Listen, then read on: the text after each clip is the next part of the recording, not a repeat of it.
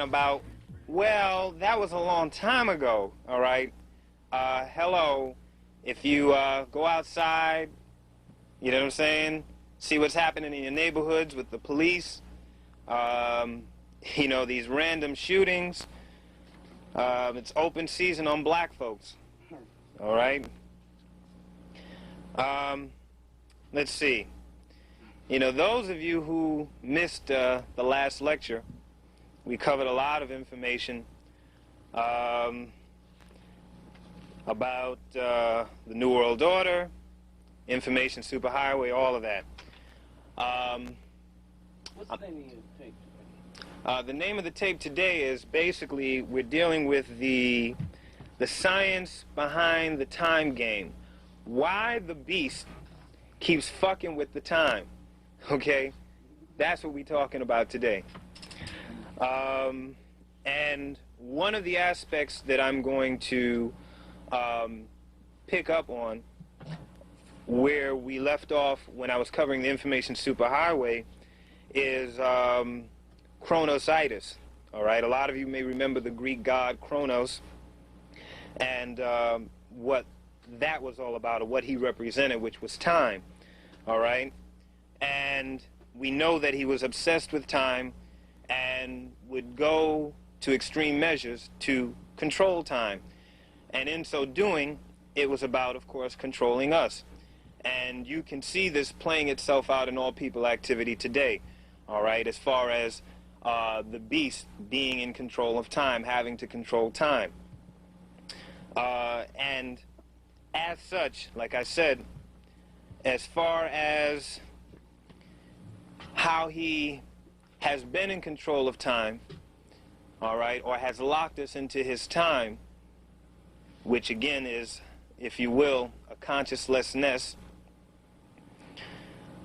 We can start with, for example, the 7 wonders of the world, okay, and how that piggybacks off of, again, Kronos. Now, when we look at the 7 wonders of the world, we talk about, well, actually, the 7 wonders were also known as the 7 heavens, or 7 havens, because heaven is also haven. If we're dealing with transitional grammar, all right, we're just actually switching the word, okay, for lack of a better term, and putting it in its proper place, okay, as in the case of what they did when they kept switching up on everything, as they do today, as we call them the Canaanites, which is their original name from the land Canaan, because we know, again, that if you look at the CA and you turn it backwards, you got AC, right, which is alternating current, which we know this is what they are, right? They're always switching up, right? They act like, you know, they smile in your face, stab you in the back kind of thing. But anyway, like I said, the 7 wonders of the world, which were the 7 heavens or 7 havens, all right, were in connection or corresponding to the 7 different planes, all right? And the 7 different planes were plans basically to construct or build structures, rather, which became items of power. And these particular items of power are the items that actually give this country its power, okay? As we talked about the various nuclei, if you will, the nucleus of 42nd Street, nucleus of America being the nucleus of, you know, the planet and so forth, or setting the tone or pace for every other country. And anyway, again, these particular items of power, okay, which were 5 items that were taken from the 7 and were placed in the 5 boroughs, okay, strategically placed to give, again, this country its power. So we're talking about, let's get into a little numerology. So you got 5 times 5, right, which we know is 25, right? Then you got 25, you got 2 plus 5 is 7, right, which equals, again, your 7 wonders, or, again, equivalent to the 7 different planes, all right? And if you take it a step further, it links into the Kemetic or Egyptian invasions that took place. Okay, we're still dealing with, again, the obsession of time, because we knew, or rather we know that Kemet represents time, and that we, being the ancient Kemites or Kemetic people, all right, that we are time itself, all right? And that during those particular invasions, all right, which they were conquered by the Greeks, the Romans, the Turkish, all right, who today call themselves, you know, Arabs or desert Arabs, or the so-called Mohammedan desert Arabs, who speak what they call Arabic, which is not the real or original Arabic. It is just a dialect of, all right, which is really called, if you will, Persian. It is not the original Arabic, but nonetheless, they walk around calling themselves Arabs and Muslims, rather, and Egyptians, which we know that they're not Egyptians. Now, you know something is drastically wrong when you know that the Arabic, all right, was not the original language of the ancient Kemites, and that today it is the one language that everybody speaks there, okay? So now we see that the Egyptians, as we said, the so-called Egyptians today, which are not the real Egyptians, they were pushed down, or rather we were pushed down to the Nile, all right? And then what happened was, when we were pushed down to the Nile, or relegated to that particular area, what happened was he relocated the temples, all right? Because, I mean, this is how the beast works. He relocated the temples because he knew about an advanced science we had, right? And because he knew about that advanced science, that's why he went down to Nubia and said, it's relocated, okay, or we've relocated it. And all of the Nubian statues, the artifacts, etc., all right, were relocated for the simple reason it was about bringing the Aswan down, or the Aswanians, all right, or, if you will, North Africans, all right, which actually we were later taken, of course, into what we know to be one of the most prolific slave trades that took place in the 1600s, okay, just fast forwarding, jumping ahead just a little, but going back. But anyway, the reason why he relocated all of these particular statues, artifacts, monuments, and so forth, all right, was because, again, it was about controlling time, all right?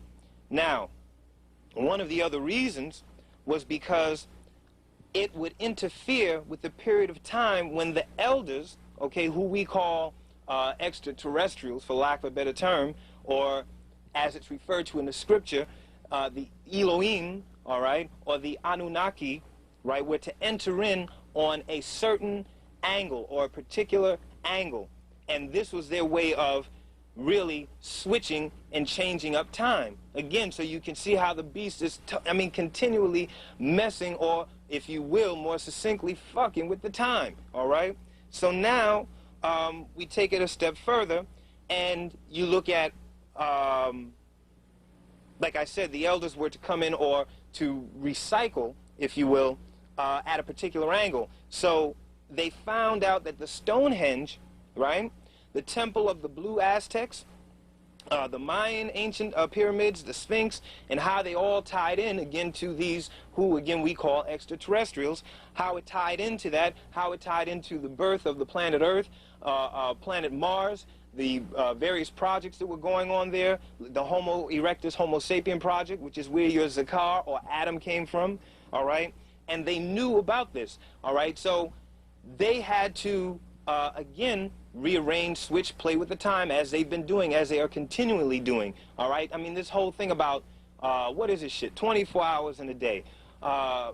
We know, I mean, come on, 24 hours in a day. Your day begins when you wake up in the morning, all right, what they call the morning, or when the sun rises, what they call sunrise, and when it supposedly sets, even though the sun never really goes anywhere, all right? But nonetheless, these are just what we call shadow hour, all right? But that's when your day begins and ends, all right? Sunrise and what they call sunset, which is a period of 12 hours, not 24 hours, so they double the time, so again, that you would know, all right, and that you'd be locked into their time, all right?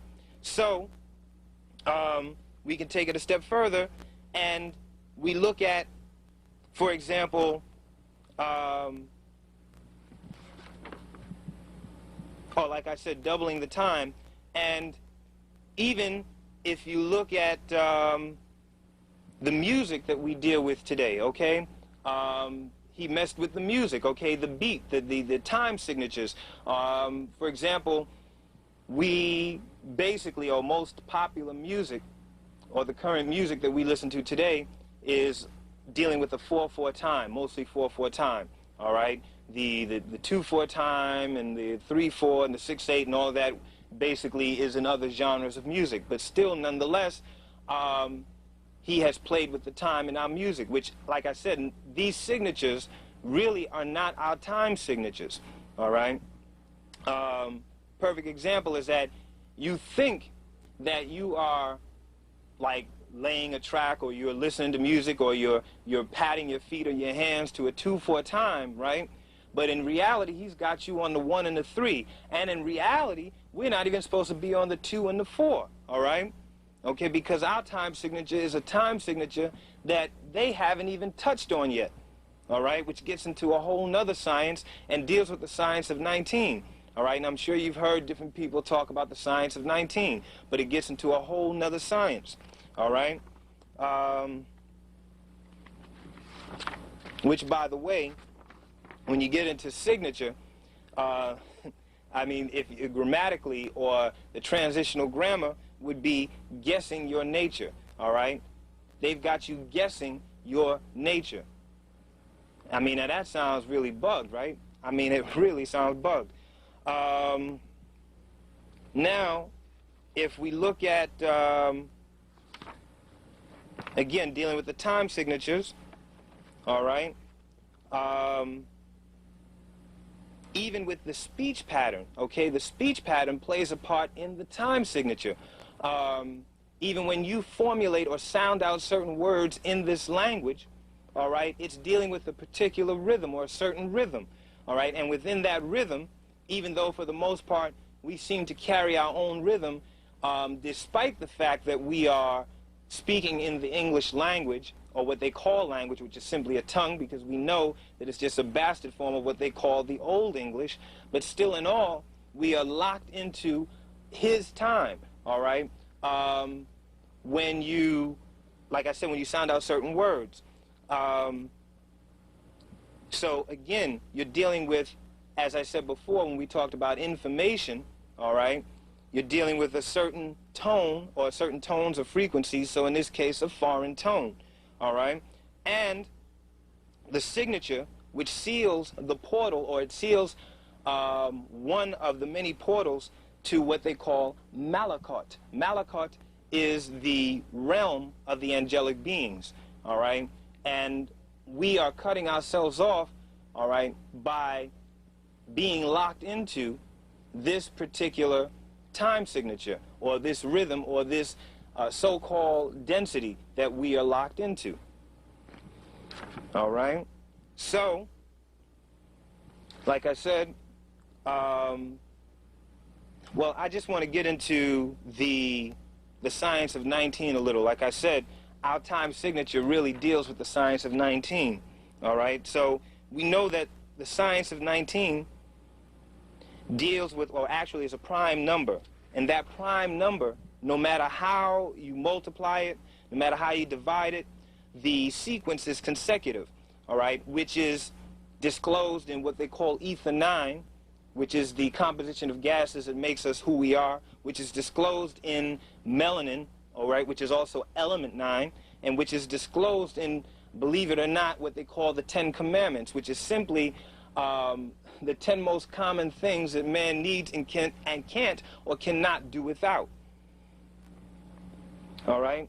And, like I said, the consecutive odd and even numbers, all right, of 19, when you multiply it, right, from 19 times 1 on down to 19 times 19, which the total would be 361. But either way, you can see that the consecutive odd and even numbers ascend and descend in a particular, or they ascend and descend one after the other in a consecutive sequential order, all right? This lets you know, or shows you the, if you will, the magic, for lack of a better term, behind the science of 19, all right? And getting just a step further into the time signature, we can see that the time signature, for example, of 1216 is equivalent to 361. Now, we just said that 19 times 19 is 361. 1216, all right, is equivalent to 361, not 360 degrees, which they've told you that 360 degrees is the circumference or totality of our science, and that's not true. It's 361 degrees. As I talked about before on the last lecture, you can even see this in, for example, Star Trek: The Next Generation, and the character that everybody loved so much, which was the character, his name was Q, all right? And what was Q, what was the thing that he was able to do that none other can do, and that he made a point of telling the captain each and every episode that he was on that you humans cannot do, all right? Which made him a supreme being of sorts, which actually, like I said, they just took that from our story and supplanted it in a science fiction or sci-fi show, all right? So anyway, the point I'm making about Q is that he was able to pop in and out at will, right? Now, if you look at the letter Q, as it's written, you got the circle, right? And then you got the slash, which would represent the 1. So you got 01, all right? Or in this case, 361. So going back to the 1216 time signature, you also got 1 plus 3, 1 plus 2, which is 3, plus 16 is 19. And then you got 3, as I said, 3 plus 16 is 19. Then you have, of course, 19 times 19, which is 361. All right? So you can see how in each and every case of no matter how you add it, no matter how you divide it, no matter how you multiply it, you're still dealing with the number 19, all right? Which deals with a solar or space signature, all right? Just like they talk about, what is it, astrology. It's a form of astrology, but it's really not astrology. It is solar biology, all right? So now we're looking at, like I said, no matter how you divide it, multiply it, add it, you're still dealing with 19, all right? So we're going to take it a step further, and matter of fact, for example, I mean, if you look at the young brothers, I mean, just on an everyday level, you look at the brothers and sisters that are being locked up, for those who ain't being killed, at an alarming rate, all right? If you look at the prisons, I mean, we know it's no secret, I mean, it's no mystery to see that the jails are filled with our young brothers and sisters, all right? And the simple fact that they are locked up in jail, you can see that it is based on what? A control system, all right? I mean, the very system that we live in, whether we're in jail or out of jail, is a control system, but in particular, when you are behind bars, when they tell you when to get up, when to go to sleep, when to eat, all right, and when you're going to be in your cell, all right? So again, we're dealing with time. This is how the beast operates. This is how the beast continues, all right, his tyranny of time control, all right? So we've got to be careful of being locked into this particular consciousness or consciouslessness, as I said, of the beast time. All right? We're going to talk about a lot of different things. I mean, we're going to even raise a question of, which will be the next thing, is the pale man's God black? All right? Now, if you were to ask any white person or so-called white person, they're going to tell you that, well, no, that's not so, because he's in the image of who we are, all right? Or any Hindu or anybody else is going to say that their God is in the image of who they are, okay? But anybody who is working for the beast or is the beast himself, all right, his God actually is black, all right? And we're going to expound on that just a little later or in a few minutes, all right?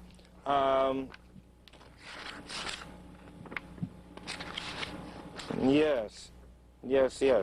Okay. Yeah, first we take an accurate look, I mean, in order to really understand this about the pale man's God being black. I mean, let's take a look at the symbols of the dollar bill. I mean, I know a lot of you are familiar with the so-called symbology of the dollar bill and what the pyramid means and the all-seeing eye and all of that. And a lot of these writers like William Cooper, William Guy Carr, etc., they talk about these symbols.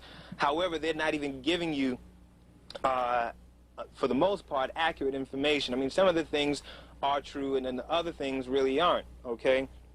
For example, let's look at starting with annuit coeptes, right, which is the Latin term, all right, for God has favored our undertaking, or what they say, God has favored our undertaking.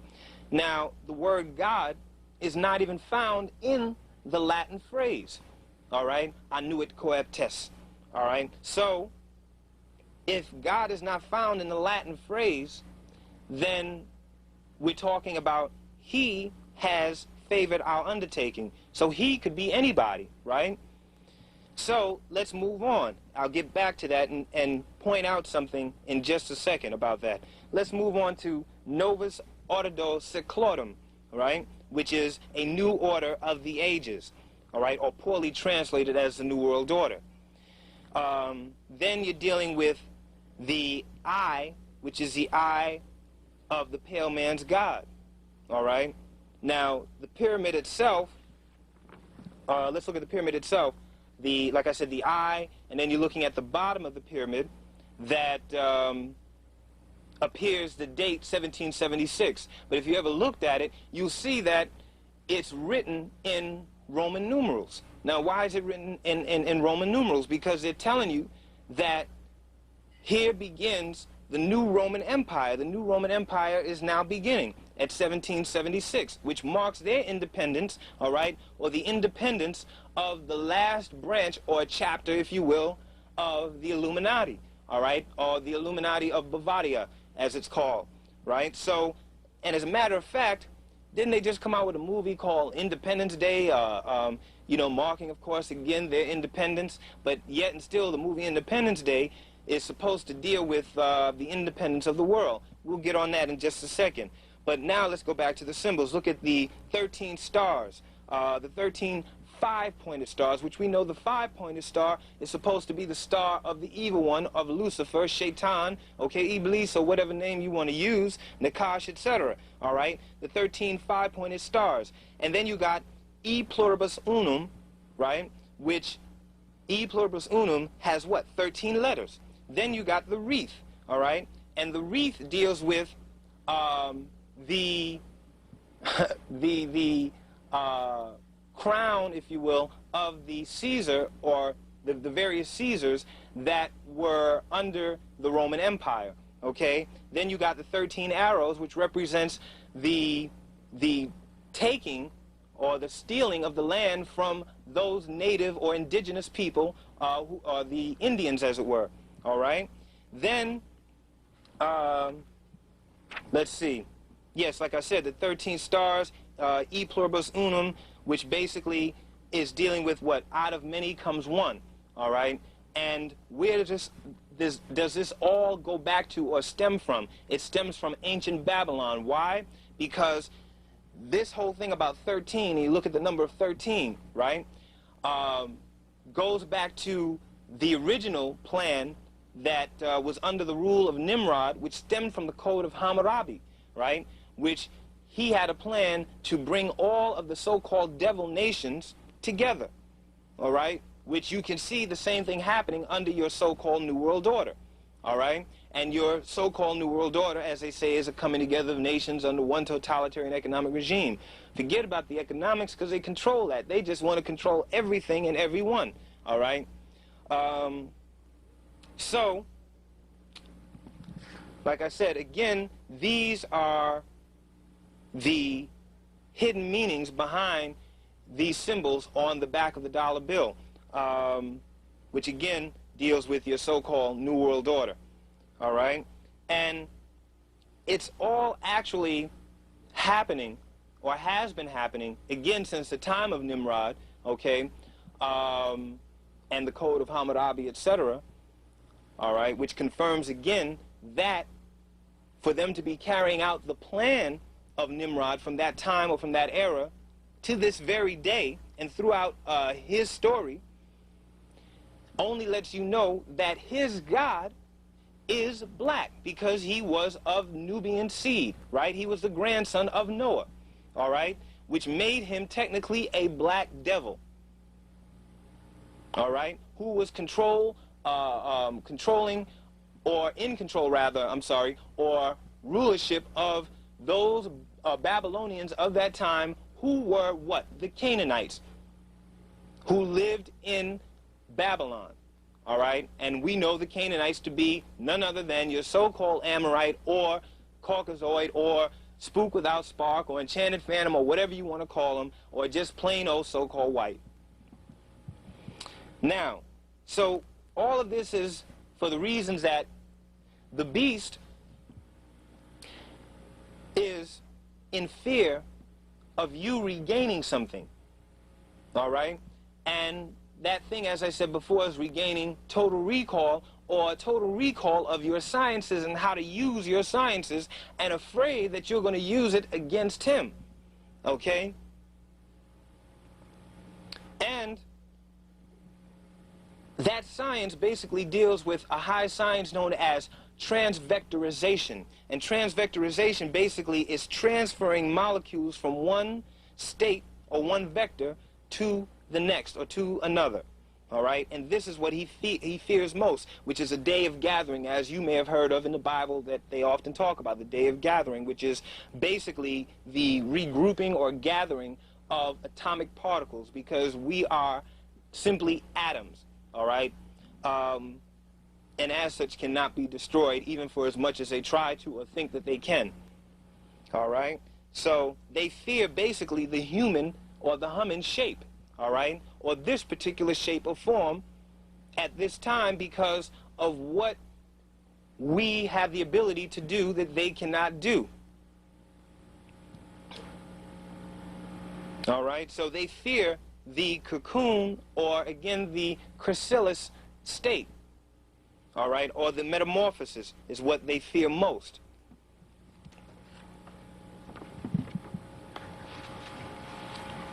All right. So again, you can see how they continually try to lock us into this whole, time thing. I mean, aren't you about sick of, this, the beast trying to, matter of fact, this daylight savings time. What is that shit all about? Daylight savings time.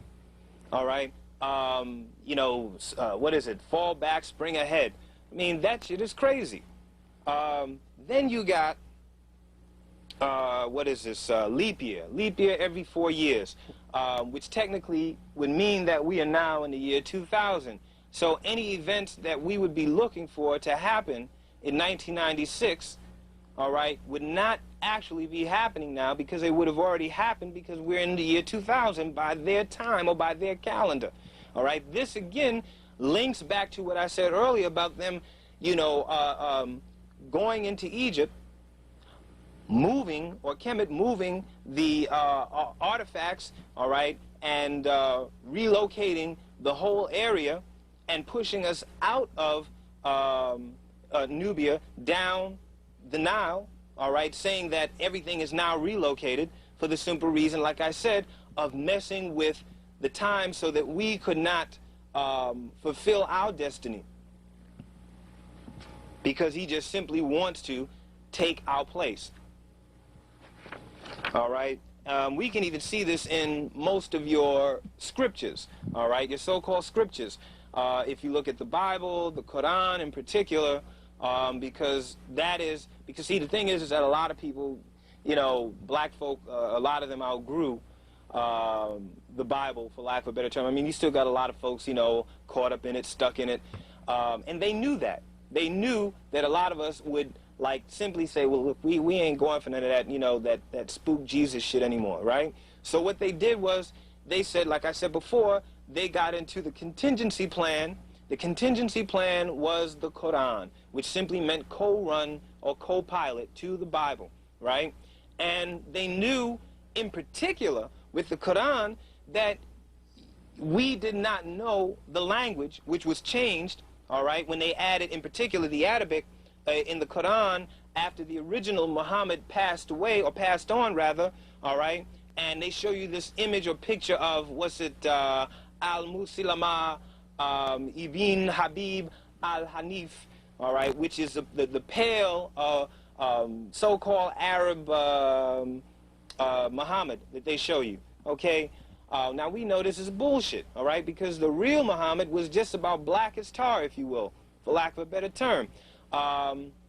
But anyway, in the Quran, what they did was they added, again, the vowels, the dots, the slashes, the lines, and signs, symbols, and even put the shit in poetry, all right? Now, then they tell you that we put it in poetry because, what is this?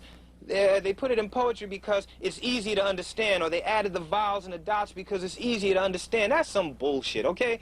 Now, if that's the case, and it's easier to understand, but yet and still in the same breath, in the same sentence, you're going to tell me, all right, and everybody else, for the most part, who read the Quran, that Allah is the greatest, Allah is this, Allah is that, okay?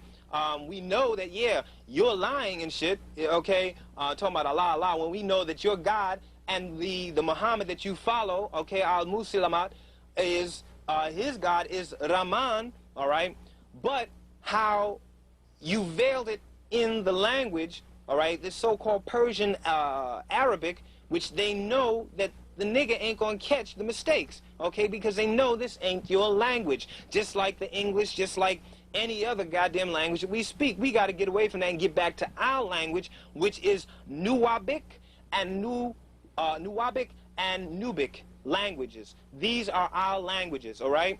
Fuck all that other shit. But anyway, just to make the point, all right, let's look at the Quran again, where you're dealing with, for example, like I said, they put it in poetry, all right, because this particular Muhammad that they deal with was a poet, all right, and he changed the shit up, put it in chants and hums and all of that shit, just so people could, like, you know, get into it, which I mean, this deals with human ego or human satisfaction, okay, or in this case, their own satisfaction, but again, to fool you, which is what they did in the case of Malcolm X. I'll get to that in a few minutes. However, let's look at, just for example, I took a couple of notes here and did a little research, and I wrote this down. Yeah, okay. Now, like I said, first of all, the original Arabic was changed. We know that the original Arabic, we had the Kufic, we had the Ashuric Syriac Arabic, right? But then what happened was that there was a battle that took place in what they call El Kufa, between the grammarians, all right, which was one group called Al-Bashra, and the other, which was called, again, Al-Kufa. And it was Al-Kufa, or Syriac, battling Al-Bashra, the Persian, and the Persian triumphed, all right? And when the Persian triumphed, that's when, again, they got the go-ahead to add the dots, the vowels, and all of that shit, right? So now, let's look at, for example, the word shiratan. Shiratan is a word which means law, right? Having the root, right? The root is shara'a, meaning to introduce an act, law, or prescribed, which gives to someone, or give to someone law, or make law for someone.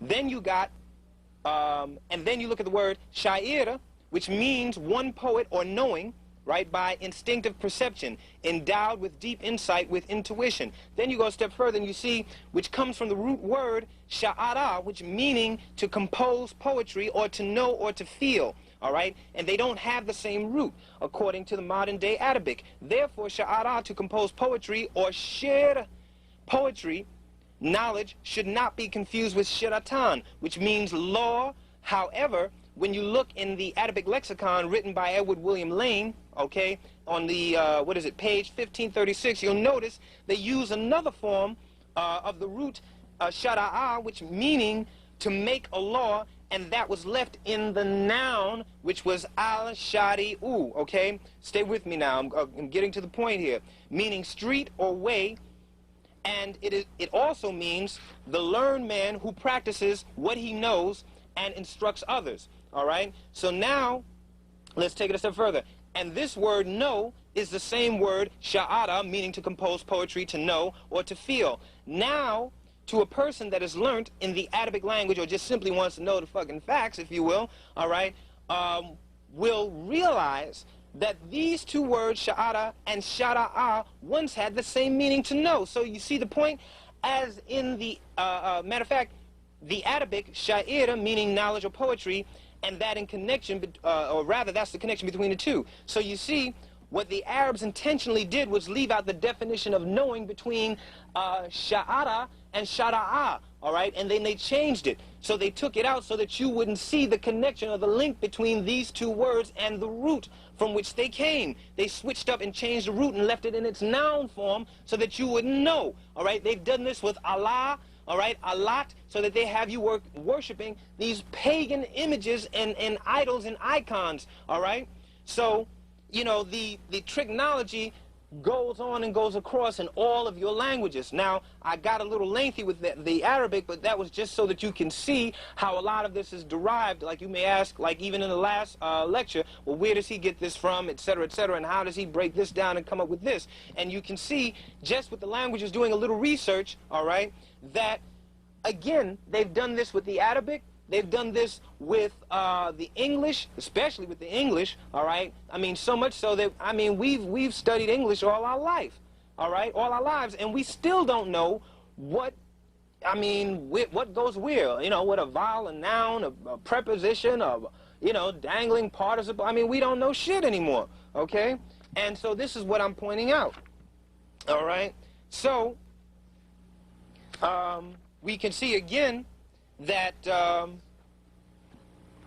they're playing again with the time and locking us into their time by way of, well, just about every damn angle. And like I said, and what seems to be one of the most, how can I say, prolific ways is through the language, because language is communication. And now we know, especially now, that we're in the age of information, we're dealing with what? Communication, be it via computer, you know, verbally, or what have you. We're dealing with communication which deals with language, okay? Or in this case, their tongues, all right? So, again, we can see how the beast is playing with time. Now, forgive me if I'm being repetitious, but it's to be, to get the point across, and more importantly, you know, with repetition comes remembrance, all right? So I just want you to get what I'm saying, all right? You know, matter of fact, another thing is, let's look at the anthems, all right, that the beast has most of us singing. All right, I mean, I turned on the radio the other day and I'm listening to, I mean, that simple ass Whitney Houston, okay? I mean, hey, she can sing and all, but, you know what I'm saying? I mean, she's singing, what is it, America, America. And I mean, if you listen to the lyrics and all of that shit, I mean, you can hear the lies. I mean, you can see the lies. I mean, or even when they got you reciting, what is it, the Pledge of Allegiance. I pledge allegiance to the flag of the United States of America. All right, they're telling you, I pledge. Okay, you pledge loyalty to what? To the flag, not to the land. All right, and the flag was the original flag, which you see on the back of your dollar bill, which was represented by the 13 stars, as I pointed out earlier. All right, which dealt with the 13 original nations, which later became the 13 colonies, which are dealing with, again, the whole concept and the rulership of Nimrod, okay, who was later deified as Baal, who was the Canaanites, or the beast god, you see what I'm saying? Which dealt with, again, the code of Hammurabi, which they got in the Louvre some goddamn way in Paris, all right, for people to look at, all right? So, again, you can see the connections, all right? So, like I said, so, again, reciting these goddamn anthems, all right? And you can take it a step further. You look at the red, white, and blue. And you got the red, of course, which represents the blood that was spilled. And the blood spilled everywhere the damn Amorite or fucking spook goes, okay? Because they are ghosts, all right? Let's get real now, all right? Now, let's take it a step further. I mean, and then you got the red, the goddamn white, which is supposed to represent their race, which we know they ain't white, but nonetheless, that's their fucking fantasy. Then you go a step further, and you look at...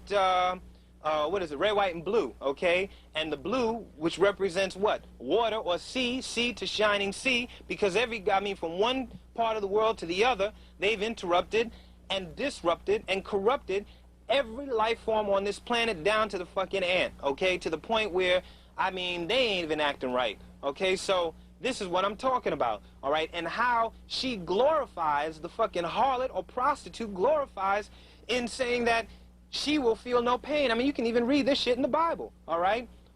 In their Bible, they're telling you, in their own words, all right? Which, of course, we know is taken from the original tablets, the ancient cuneiform Sumerian tablets, all right? The Enuma Elish, the Atrahasis, and so forth.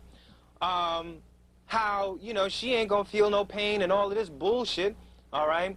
But interestingly enough, is that even in their movie Independence Day, and we get into that, even in their movie Independence Day, they're telling you what the fuck is going to happen to them, but then, of course, they got to clean it up, you know what I'm saying? Because they show you the possibility of what can happen, and matter of fact, what will the fuck happen, but then they clean the shit up, and then they say, yes, all's well that ends well, and we killed the beings, or as fucking Will Smith, they had, the asshole in the movie talking about, I want to get there and kick E.T.'s ass. Of course, how they got the Nubian acting like the fucking, Amos and Andy bullshit, okay? They go on and on with this fantasy, right? That she ain't gonna feel no pain, this, that, and the other. Again, continually brainwashing you, like I said, with these anthems, all right? Now, dealing with the movie Independence Day, like I said, they got this coming together of every, matter of fact, after they figured out how to fucking defeat the mothership and the aliens and all of this bullshit with a laptop computer, no less. What the fuck is that? A laptop computer? How you gonna fucking, some people gonna travel, beings travel from 90 billion light years away, and you gonna blow them out of the fucking sky, all right, with a fucking laptop computer and a computer virus. What kind of bullshit, what kind of bullshit is that, okay? That just totally messes with me, okay? Then this bullshit about, the president is upset, and got his ass on his back because he don't know or didn't know anything about Area 51. What kind of bullshit is that? We know that every fucking president, at least since the fucking Truman administration, Eisenhower on down, knew about fucking Area 51, all right? And probably go there and spend a vacation whenever they get the chance, all right? So, scratch all that bullshit, okay? And then they got this one white boy in there, all right, who's supposed to be a fucking wacko, and later becomes a fucking hero of the movie, this kamikaze shit. He's gonna go up inside the mothership and blow it up and sacrifice himself and all that, but they ain't thinking about sacrificing themselves no goddamn way unless they sacrifice these damn peons out here, these little, the Joe Schmoes that you go to work with every day, okay? They're just fuel for the fire along with the rest of the Nubians and people of color that they're trying to get rid of, okay? Think about it. Those of you who've been around as long as, let's say, from, let's say, 1950 on down, all right, you know that the caliber of these so-called Amorites is different from when you were walking around in the street in the 50s, 60s, and even 70s, or early 70s, all right? How you don't see them anymore, because those are the fucking Vanderbilts and the rest of them jumping out of their fucking, wherever the fuck the high-rise coffins that they live in, into the moving coffin, which is a fucking limo, all right?